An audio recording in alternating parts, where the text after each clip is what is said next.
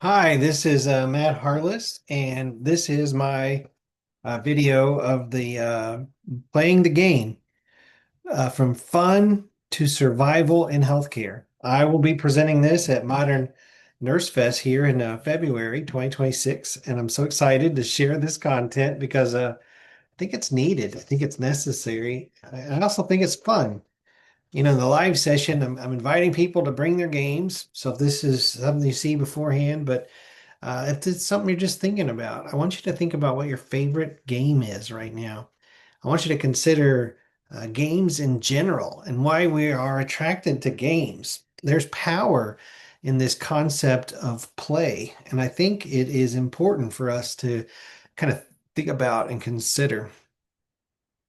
Today, we're going to talk about games. We're not just talking about the games the system plays on us, but the games we play and how understanding game mechanics might just save your career and your sanity while you continue to work in healthcare.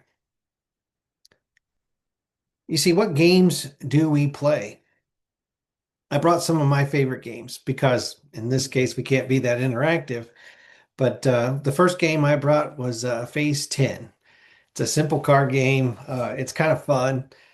The way we kind of look at these games is we talk about what's the game, and then what draws you to the game. And a lot of times games they're interactive. You get to play. It takes three or four people. You got to play in a group, and it's just another way to be social with people. But the most important thing about games is trying to understand the rules. Now, with Phase 10, you always get this card, and everybody kind of looks at this card, and that's what tells you what you're supposed to get. The first round is two sets of three. Most people, I think, don't struggle with that. And then you have to get a set of three, a run of four, then a set of four, and a run of four. And then you have to get all the runs, a run of seven, a run of eight, a run of nine. And then you have to get two sets of four, and then seven cards of just one color. Nine is a set of five, and one set of two. And then 10 is a set of five, and one set of three. Now, I've played the game where you can just pick whatever level you want to do, and then you have to make sure you get through all of them. But I think the way it was originally intended is you play each level one at a time and you follow the rules. You have to you can think strategically as long as you're within those guidelines of the rules. And what's really nice is like how to win the game is to just get as many levels as you can before anybody else. Because the person that wins is the one that gets all 10 before everyone else.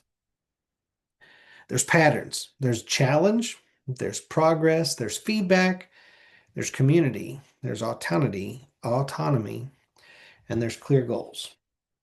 Now, for popularity, I just thought I'd bring this game, Minecraft. I don't know how well that's coming up because of the way this is clear, but this is one of those games that you play on the Nintendo Switch. And I think some of the draw and appeal to these video games is everything is feedback in real time. The rules of the game, you get to build all of these things with your creativity. And a lot of kids, I think, love that, the opportunity to build with their creativity. And some of the rules are softened because it's not like a big win or loss. But there are people out to get you in the game, and you got to protect yourself. So there's some strategy involved in what you're building and what you're doing. But I'm not a big Minecraft player. I just thought people might understand it, and you can tell me all about it. I've had a couple more games here. This one I kind of like Scrabble. If you can't tell, I'm somewhat of a nerd, but Scrabble is exciting to me, and I'm just pulling out the board because it's fun. There's 26 letters in the alphabet, and you can tell by Scrabble just how many of these letters we use. There's 12 E's. So, that is definitely the most popular number here. There's nine I's and nine A's. But you get these letters, and you get to decide if there's a word, and you have to play off of somebody else's letters and find that. But the real strategy and the rules to this is where you place the word, you know. In the center, they've got the big red star, but then there's double letter, triple letter, and then some of these are double word scores. And at the very corners and the edges, they have triple word scores. So it's not about just the word you can find in the letters that you have, but it's really about interacting with the board and how do I maximize these double letters and triple words. And if you ever played with somebody that's just amazing at it, they're getting 50 points in a round or 20 or something, and I'm just sitting there getting seven. And it's like that's amazing because they come up with words that you don't really know whether they're words or not. And so you challenge them and you look at them in the dictionary, maybe you learn something, but even more so than just the word themselves, it's the placement of those words. And I think a lot of times we kind of overlook this concept of like there's a time and a place for when we say or do something. And Scrabble is one of those opportunities I feel like to learn some things about how you stay within the rules. And from chutes and ladders. Like, do you remember that childhood game? If you landed on the ladder, you get to climb up, and right after you climb up, if you hit the wrong one, you get to slide all the way down. And the kids have to deal with disappointment like that, and it can be emotional. But it's healthy for us to overcome both of those because you're not always going to land on the ladders in life. Sometimes you're going to slide back, and progress is messy. It goes lateral, it goes up, it goes down, and we have to learn that not everything's perfect, and not everything's always going to go your way. What was another one as a childhood game? I can remember Crazy Eights, where eights were special. I can't remember all the details of that, but Go Fish. You had to guess if I had a card in your hand, and if I didn't, you had to draw until you found one. Do you remember playing War, where your card had to beat the other person's card? And if you tied, you'd put five or six down, and you'd slap to see who'd win. Um, I can just think of all these games. I remember a card game where you played golf, and like golf, golf in general as a game. It's one of the few times where you're trying to get the lowest point. And sometimes winning is determined by the least impact you have or the least number of points you get. Trying to think of other games that involve that. I brought another game here, Monopoly. Monopoly really teaches you the value of dominance, like in business. And I think that kind of we see that these large companies that just monopolize this space because when you play Monopoly, you buy the properties, but if you can get like all three of the green properties, then um, you can start developing on those properties and you get houses and then you can do hotels. And as you do that, when people land on your space, you get to charge them rent. And every time you build on your properties, you get to charge more and more rent. Everyone in the game wants to have Boardwalk and Park Place because the rent is higher and you only have two properties, but they're very expensive. But like as you develop them, you get more and more money from them. And every time I've played the game, somebody gets at least one Monopoly, and sometimes people get multiple. And it's just a matter of time in the game, who has the most and who gets landed on the most, and then those properties. My family laughs because we have a cheater edition where you can get away with breaking the rules as long as nobody sees you. And the first time we played, like people were talking and no one was paying attention, and I stole money from the bank and I charged people rent on properties I didn't own. And apparently, as a cheater, I was like super good because I just kept straight face and said, you owe me $500. And I didn't even own the property. I think one time they owned the property and I got money from them. And it was just when it was over, they all hated me and they said they never wanted to play with me again. And I'm like, well, whose idea was it to buy the cheater edition? And that talks about the importance of rules. And every time we talk about games, I think it's so important that we understand the rules. And in life, you can cheat. You can cheat your way around anything. And whatever the rules we think they are, it's not so much the rules as much as who's enforcing them. And sometimes, we get away with things that we shouldn't, and sometimes we get caught on things that maybe everybody else is doing. But the rules exist, and I think when it comes to autonomy inside of a game, we want to balance that and say inside these guardrails we are trying to get the most out of these rules without breaking them. I think they say it takes years in some of these professional sports. You got to understand the rules very well before you ever think to bend them. And bending the rules I think is an advanced concept that a lot of people don't know. When it comes to watching sports, you are watching grown men, grown women play a game. And whatever game it is, okay, I like football, so I talk about football. Um, the basic rule of football is you have 10 yards. The way you get a first down is you start at the 20-yard line and you have to get to the 30, right? We have 4 plays to do that. And if you can't move the football 10 yards, you have to give the football over to the other team. So you can run the ball or you can throw the ball. So the quarterback gets the ball and he gets to decide, do I throw it and get rid of it? Do I hand it off and let somebody run it? Or do I just get tackled? That's called a sack. But games are won and lost based on how far somebody goes. Now, past the first down, however many first downs you get, you eventually end up at the goal line. And once you cross the goal line, you get 6 points. If you decide on fourth down, the fourth time you get to run 10 yards, that you're not going to make it. If you're close enough, you kick a field goal. Now, there's people in the NFL kicking 50, 57, 58. I don't know if anybody's done more than 60. They might have. Correct me if I'm wrong. But they have these field goals. And if you kick a field goal through the uprights, you get 3 points. But if you're far enough back that there's no way you can kick a field goal, you punt. And when you punt, you are basically kicking the ball in the air and the other team gets it. So then they run back and they decide what they're doing. So the game is typically done in 7 point increments because of the point after, or three because of the field goals. There's a lot more to the game. If you don't understand football, I don't know where you've been. It's probably the most popular sport in the United States for television viewing, at least. And then I remember growing up as a kid, I lived in Indiana and we would watch basketball, right? 2 points for throwing a little ball in a hoop. 3 points if you did it behind the line, 1 point if you did an extra point, or you had to do free throws because someone fouled you. Like they broke the rules and slapped your hand or whatever, pushed you too hard, and then they got to shoot a free throw, a free shot. Because no one's guarding you, it's just 1 point.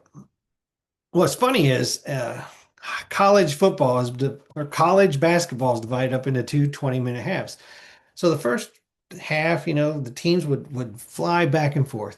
Indiana would be up by 10, 15. You go to the restroom, you come back in, and Kentucky's up by 20. And you're just like, what happened? Because the pace is so fast, the lead changes so many times. But for me, the most anxiety provoking part of any basketball game is the last 2 minutes because both teams save up their timeouts and it's all about clock management and they'll pass the ball in and shoot it as fast as they can and maybe take up 1 or 2 seconds.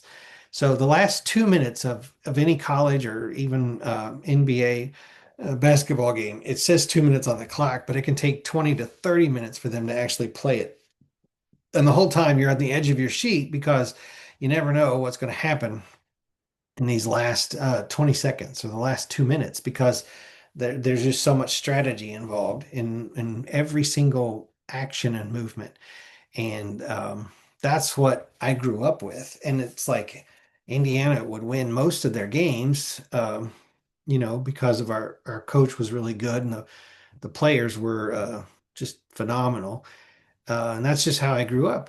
But it's like, why was it so stressful? And it was because there was so much emphasis in the last 2 minutes on stopping the game, following these rules, and doing everything just right in the moment. Basketball was stressful. So I'm not a big basketball fan anymore because of that. It's exciting to see um, Caitlin Clark when she plays because she's so good. And then I'm not as invested in like who's winning and losing. Another popular sport when I was growing up was baseball. I can remember watching a lot of baseball. You know, you hit a home run, you get 1 point. If anybody's on the base, they all get a score point. First, second, third base, no points. But if you got to run home, uh, that's how you win in that game. Baseball is the only sport where if you are good, you hit three base hits out of every 10 times you go up to bat. If you can bat over 300, you are good, right? And there aren't too many people in baseball that have hit over 400.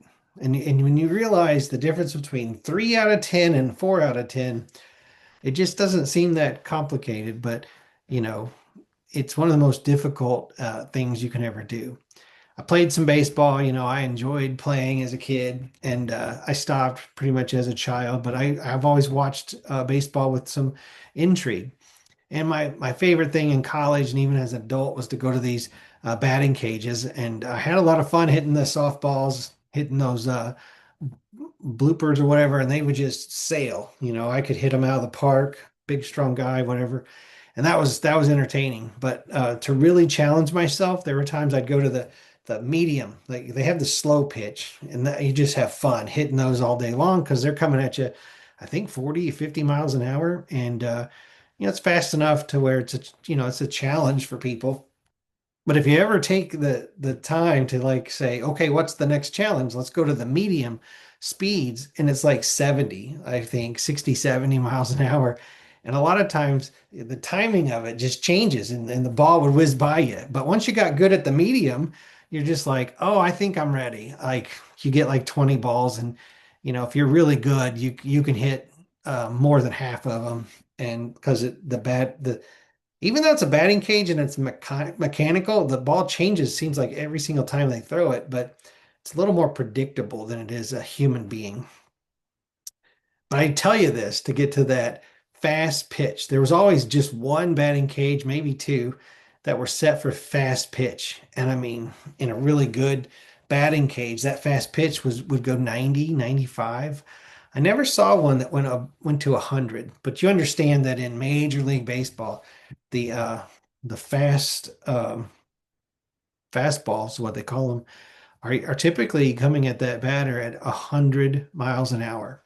And when you're used to hitting those slow balls at like 40 and 50 miles an hour, and then you get into the cage and it's like 90, 95, and it is coming at you, I tell you, more times than not, the ball would just hit the pad behind me and then I'd swing. And I just never got to where I could hit the ball. And it's fascinating to me because I would learn that the rules of baseball were just that way as they increased that one element, the speed of the ball coming to you, everything just got much, much, much more difficult. You know, another sport that I like, most people don't get it, is the motorsports. So NASCAR is one where they race. And if you don't know much about NASCAR, it's a simple rule system where whoever's the fastest around 500 miles, whatever wins. But over the years, they've had so many people engineer cars and push the rules. You know, we go back to bending and braking, but they push the rules so far that now it's so highly regulated. NASCAR, they do all these inspections prior to the race and even after the race to make sure that the car hasn't been altered in such a way that they have a competitive advantage. And that's the whole history of NASCAR is like 5 to 10 years later, you find out how they actually did cheat. Like Jimmy Johnson, not too long ago, he dominated the sport for the longest time. And then they found out that the frame itself was set and he could alter the rigidity of his frame while he was racing. But uh, back in the day, uh, uh, what was his name? Smoke. He would change the diameter of the gas hose, and it was all about fuel management. So instead of just a tiny little gas line, he'd have a real big one, and he inside the gas lines he could hold as much as like 2 more gallons of fuel. So when everybody else is going to the um, fuel to go to the pit lane and add fuel, he's out there like few more laps, 10 more laps. And in the game management, as the race would go around, he would miss one of the pit stops that everybody else had to make. Of course, that helped them win more races. And then they found, all kinds of rules about it. And it's just funny that we think people are breakers and they're gonna make their way, and they're gonna succeed, right? And sometimes cheaters win. Um, but those rules exist, and there will be, uh, consequences eventually. I like Formula One. They keep changing the rules on purpose, and 2026 is supposed to be really exciting because they've balanced the electric motor and the gas-powered motor. So this is a total redesign, and it's really kind of a 50-50 on this power unit. And we don't know because they haven't raced yet, but it's like so many new companies are coming into the race. Um, Ford is made an engine now. Cadillac or GM has made an engine, and then the same players like um, Ferrari is one of the big ones. And but it's just going to be interesting, and they don't know if it's going to change the whole leaderboard or is going to make it more or less competitive, and it's exciting. Like I said, games are just fascinating. The last game I want to talk about is Dungeons and Dragons. Now, I was a teenager. I played one time with my brother and his friends, and I kind of laughed it off and never really played again because it just wasn't something that I was into. But what has happened now is my youngest, 11-year-old, Avery, he just got obsessed with the game and talked about it every day, read all these books. And I mean, he started making characters, and he's probably made 12 different characters, and he's got this game figured out. And some of his friends were going to play, and then they backed out. Anyway, long story, but um, I have another son that lives with me, and he he's a dealer at one of the um, he's a dealer at a casino nearby. And I mean, he understands games on a whole different level. If you look at a Baccarat table, he can tell you the odds for each and every bet. And he can tell you where the house manipulates those odds to say which is the best bet. And the statistics that are running through his head and the thought process that he has is just, it's mind-boggling to me that I just want to put one chip on red and see what happens, or one chip on black. Let's see what happens. And yet he's got the whole game figured out, and what's this and what, more than I could ever imagine thinking. But he decided he wanted to be the dungeon master because his younger son Avery was, or youngest brother Avery was interested in playing D&D, and because those two don't really do a whole lot together because of their age gap and whatnot. My wife and I, we decided Wednesday nights we'd just make it game night, and we might as well make it Dungeons and Dragons since it seems to pull everyone together. So there's 5 of us to play every Wednesday night now. And Dungeons and Dragons rules are very complicated. If anything, like the 20-sided dice, they definitely distinguish it. There's a regular 6-sided dice, and then you have, I guess this one's an 8, if you can see it. Really don't. And there's just all these dice, 10-sided, 12-sided. What it is when you attack, you have to first decide if you're going to break their the opponent, whether they have armor. So you roll a d20, and you have to get the dungeon master doesn't always tell you, but you have to roll like above a 12, or if it's a really strong character, you have to roll like an 18 or something. And sometimes you just roll by the luck of chance and you win it or you lose it. So it's like, did I hit? Nope. And then you're just like, what's it going to take to hit this guy?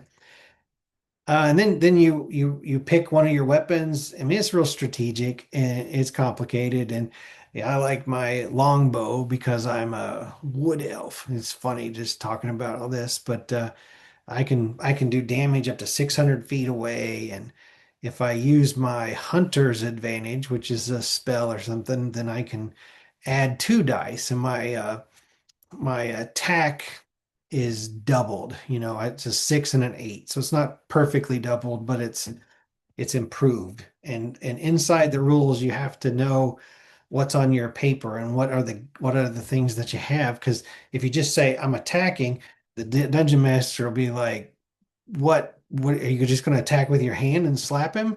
And then you lose. But you have to say what weapon you're using and what's the advantage or what's the spell. You have to announce what you're doing, and you have to be strategic in what weapons you're using.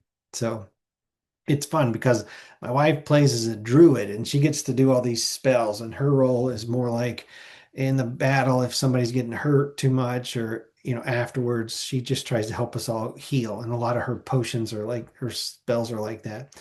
But the youngest one, he decided on all his characters he wanted to be this dragonborn paladin who's like a big strong tank and has all this weapons and can really hurt people, but at the same time he gets into magic spells. So he has like the best of both worlds. And then the my other son that plays, he's a wizard, so he just does spells all the time. And then the dungeon master, he's kind of making sure we're all following the rules, but he creates this elaborate world that we fight in, and the use of imagination is really what it's about. And I think the longer you play, the more interaction you have with each other and that camaraderie. So games are powerful. We've talked about quite a bit that's there, and I just want to give you a little recap. It's all about the engine of engagement. That's really what games are, is like this tool for engagement between us. And I think there's a clear objective. Everyone knows what winning looks like. And because of that, it's very clear for all of us. We know what we're doing, we know what we're trying to do. And then there's immediate feedback. That's one of the reasons why games work, is you get points, or you get to the levels, or you have badges, or progress bars. Another thing about games that I think really draws us in is this sense of autonomy.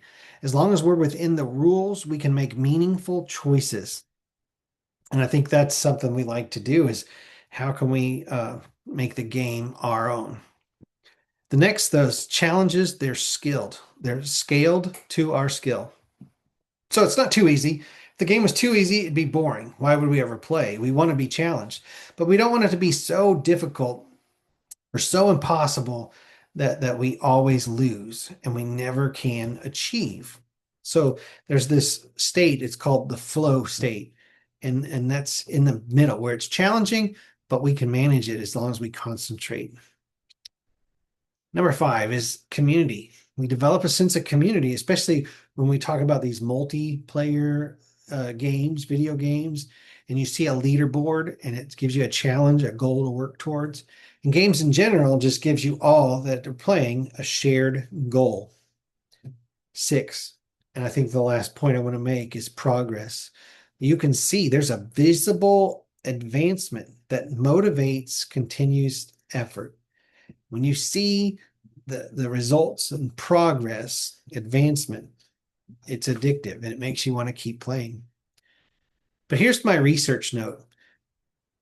According to a 2018 research project that was shared in the Journal of Management, it's called Play at Work. It was an interview, integrative review, an agenda for future research. Here's what they said. Play at work reduces fatigue, boredom, stress, and burnout, while increasing job satisfaction and creativity. When I think about healthcare, I find out that most healthcare environments eliminate play entirely. And that's what I want to challenge you with today. You see, the healthcare system is a game.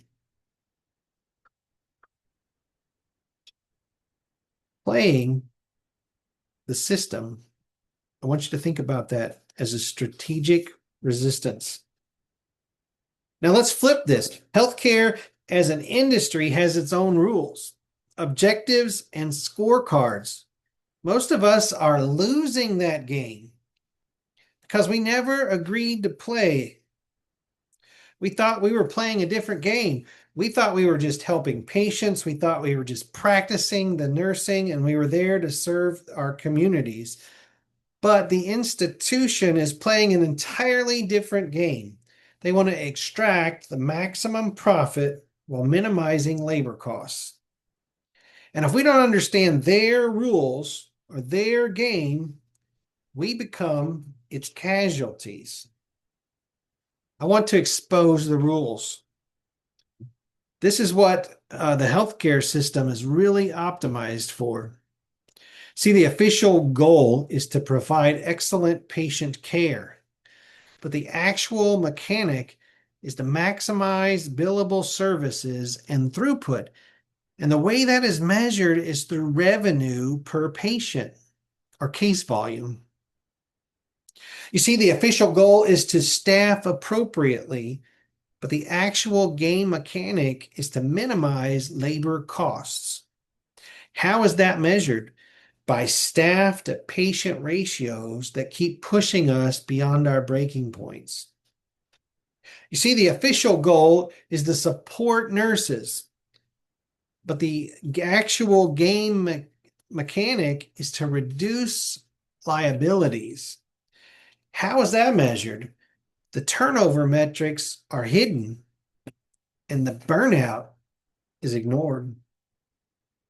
The official goal is to ensure quality, but the actual game mechanic is to avoid regulatory penalties.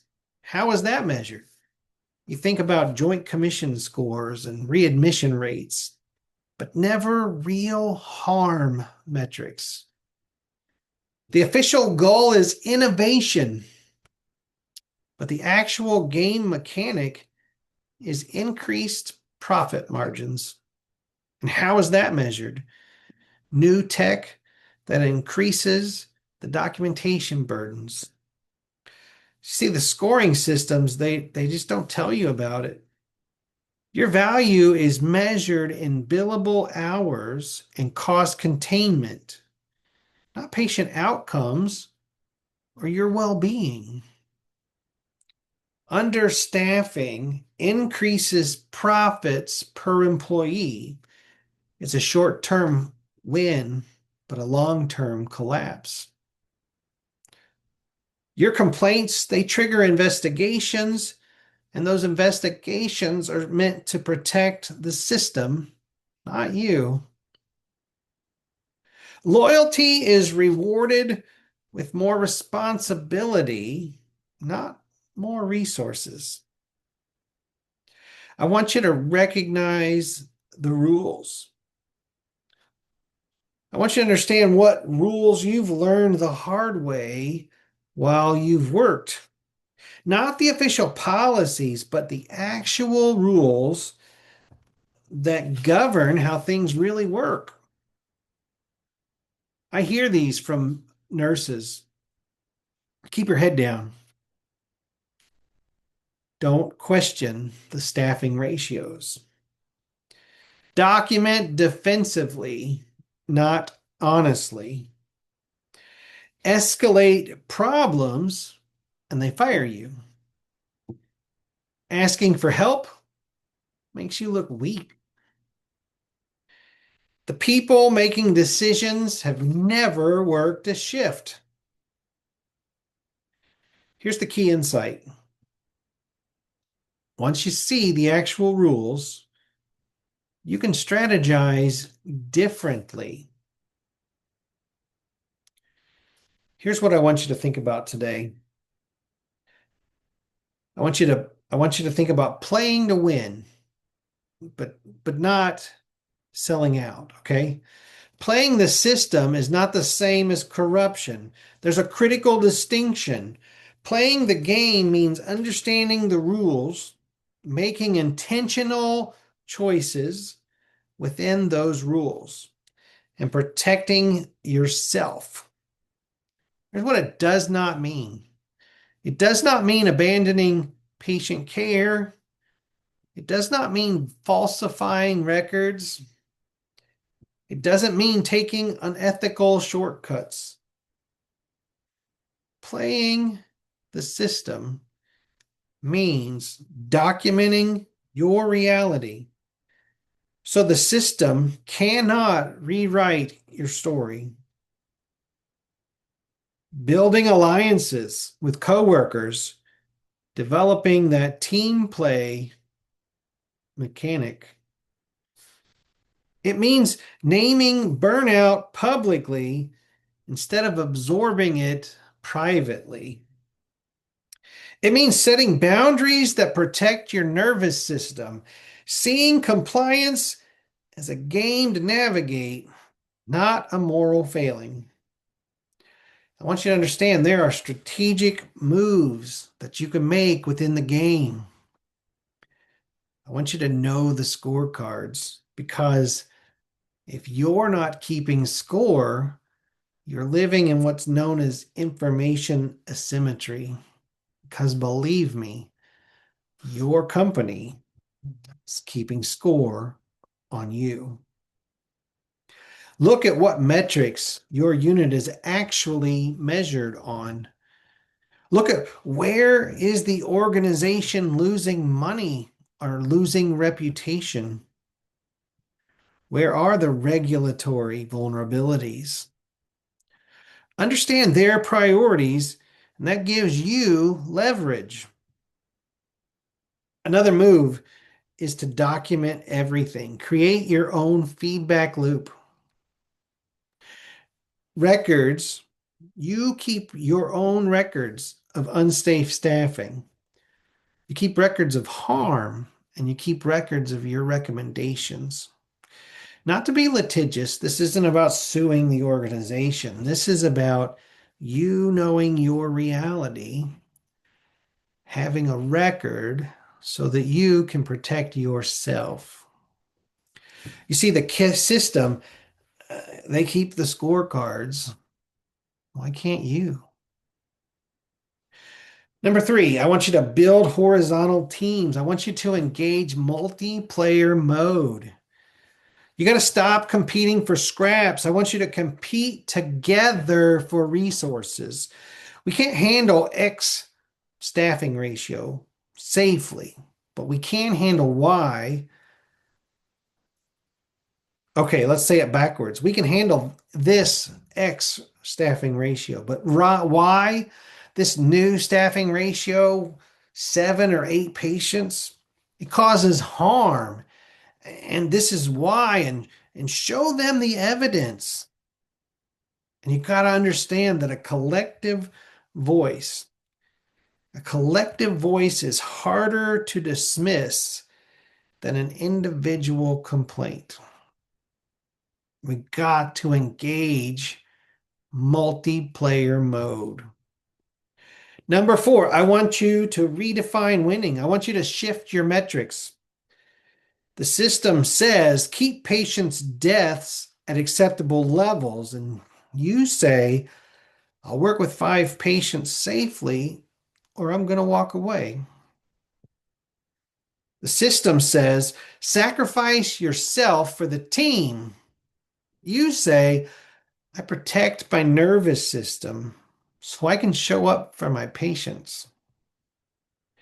Number five, I want you to play the long game because resilience is much more powerful over burnout. You see, the short term, the moves need to be to survive the shift. And how do you protect yourself today? When you include the long term moves about building skills, you escape escape velocity, and develop community. The long-term moves should be, what are you moving to? You either build time management skills, you find how to be most efficient and effective in your day. When I say escape the velocity, you just can't run and run and run. And we go back to developing community because you're not alone. Every nurse on that unit is dealing with the same moral decision. You see, the system plays for quarterly profits, but you're playing for a life. Next, I want you to understand the gamification of recovery. And this is recovery because we're recovering from the burnout and the emotional turmoil and the stress. Research shows gamified mental health interventions significantly increase resilience. And here's why. They give a clear, achievable micro goals. Instead of saying fix burnout, it's just a simple, can you meditate for 5 minutes? It provides immediate feedback, no different than a streak or progress, the score, you're leveling up and building community, those shared challenges and that peer support. That is what hope assessment does. We are gamifying recovery so the work doesn't feel like one more obligation, but instead it's more like leveling up in your life. See this little sticker? It's a simple assessment tool. You start with the red. I don't know if you're there, but if you're feeling overwhelmed or you're in crisis, you're at the bottom. First thing you do is you try to get the help that you need. You seek support. By seeking support, you've already leveled up. Through that support, you learn how to build hope, and that's by practice and intention.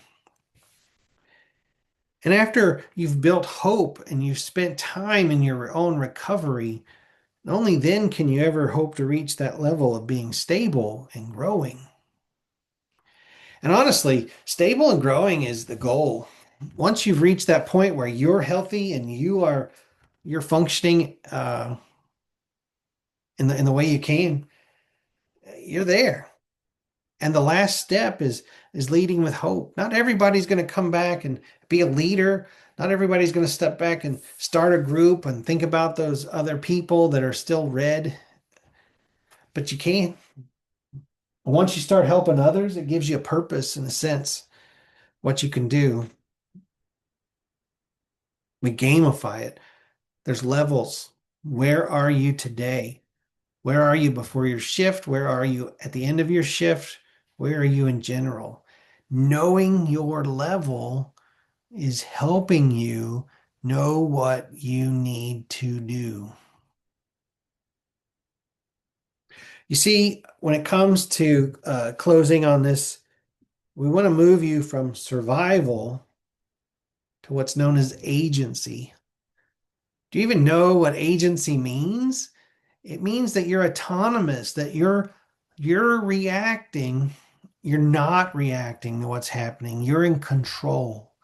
And you have control and you have the ability to say no. You have the ability to function within the rules and the guidelines of healthcare to do what is right, not just for the patient, but for yourself. And the next right thing is for you.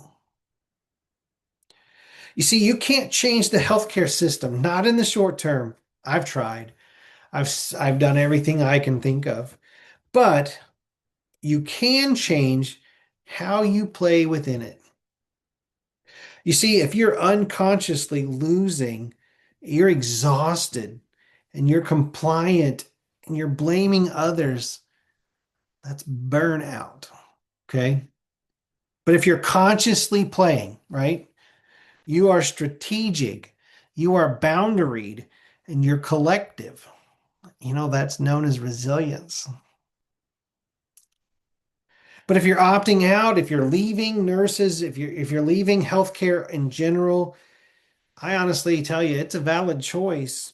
Okay. And I'm not here to say no. But I do want you to know it's not the only choice.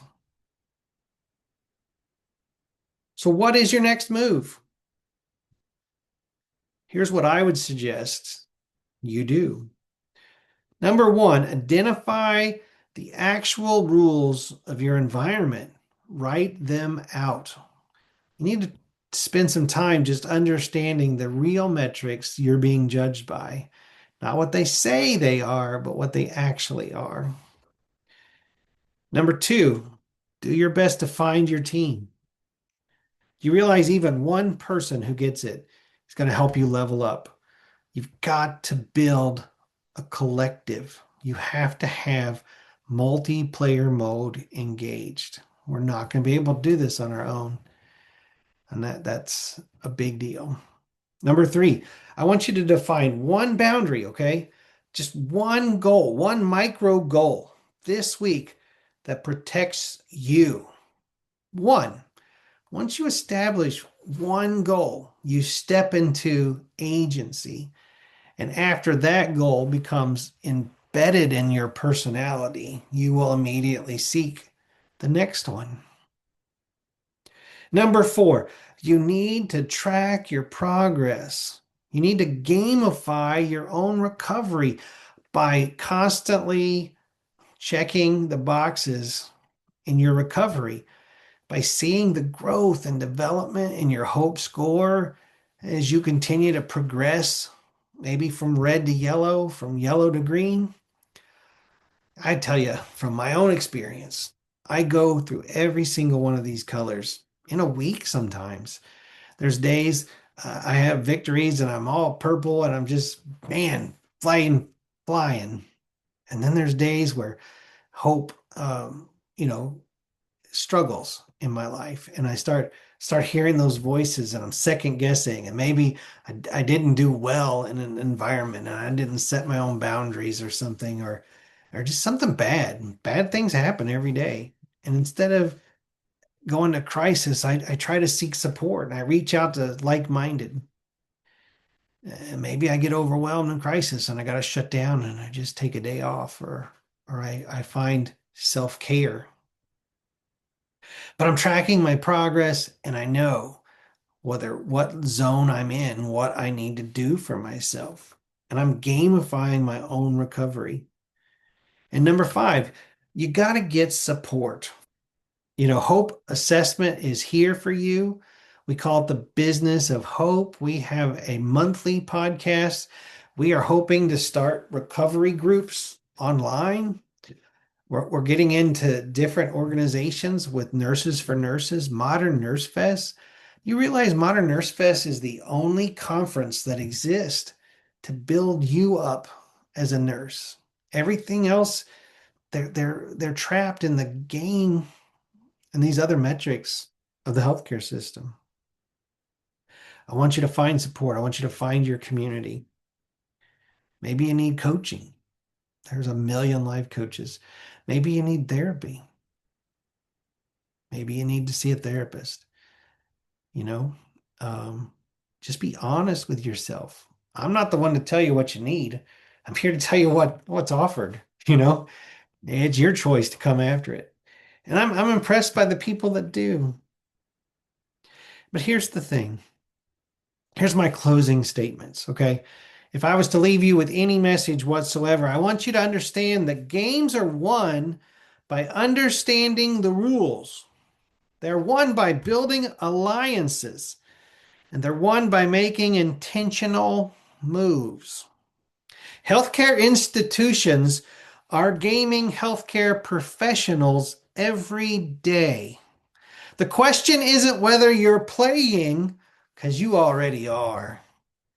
The question is, are you playing consciously or are you just being played?